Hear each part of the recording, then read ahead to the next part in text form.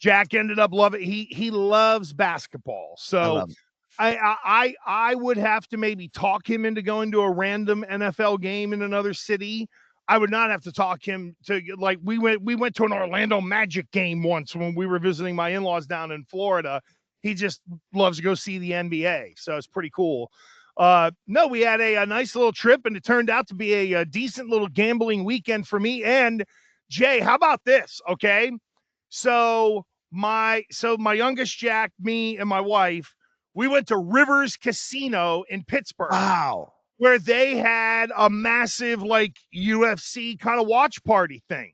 So when you walk into their casino at Rivers in Pittsburgh, in the center, there's like a giant bar area, big screens, all that kind of stuff. That's not their sports book, but that's kind of where people just sit and watch the games. And there's a lot of betting kiosks and stuff like that. And there were reserved areas, and then there was area for the public. We were lucky enough to find, there were like 2 tables left at 10 o'clock. So there were a ton of people there. There were a ton of people lined up around outside the bar and stuff like that.